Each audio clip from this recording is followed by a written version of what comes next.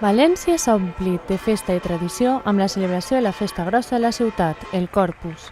Tot i el mal temps que amenaçava l'esdeveniment, milers de persones han assistit tant a la cavalcada del convite del matí com a la solemne processó de la vesprada, que fan patent el ressorgiment d'una festa que s'ha recuperat amb temps i esforç.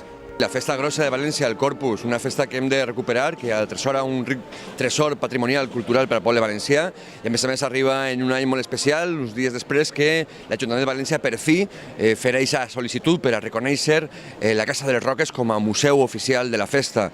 Un museu que està batent rècords de visites després de la seva reforma del passat any i que enguany ha tingut la seva extensió en l'aire lliure ja gràcies a aquests panells que expliquen en valencià, en castellà i en anglès, expliquen el significat d'aquestes roques, un dels elements més significatius de la nostra festa.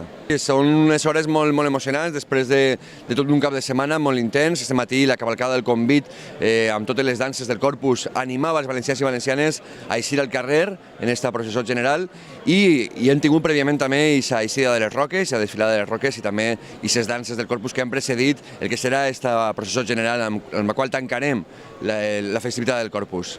La processó ha estat plena de color i diversitat. Són molts els elements que conformen aquesta desfilada. Símbols verdaderament emblemàtics fan la seva aparició en aquest dia, com la custòdia, que és la més gran del món, o la moma i els momos, que realitzen el seu tradicional ball per lluitar contra els pecats capitals. També hi ha hagut novetats, ja que s'ha substituït la tradicional poala per pètals per tal d'honrar el sacrament.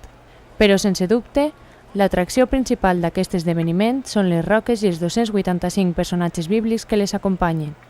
Són els amics del Corpus els encarregats de representar l'Antic Testament y el Nou Testament mitjançant els personatges que es protagonitzen. Nos hemos vestido en la Facultad de Teología, donde están ahí todos los grupos. Hay un CAP de cada uno, nosotros tenemos un CAP que es Carmen Siscar, que es la que se encarga de recoger los trajes cuando termine todo y de prepararlos al año que viene, y hay un CAP de cada grupo, ¿no? Se representa el Antiguo y el Nuevo Testamento, y entonces nosotros, bueno, como te he dicho antes, llevamos la barca de San Nicolás y está todo el mundo allí en la puerta de la facultad organizándose con grupos para venir y para empezar la procesión. Símbols eucarístics, concretamente en el drac, ja fa des de l'any 95. Tot el que és el drac, la tarasca i la cuca són símbols eucarístics que venen des de primera hora de lo que és la processó del Corpus. En finalitzar el recorregut, l'arquebisbe de València, Antonio Cañizares, ha beneït la custòdia a la seva plegada a la catedral. A més, Cañizares ha aprofitat per a instar a la unitat i la fe en Espanya.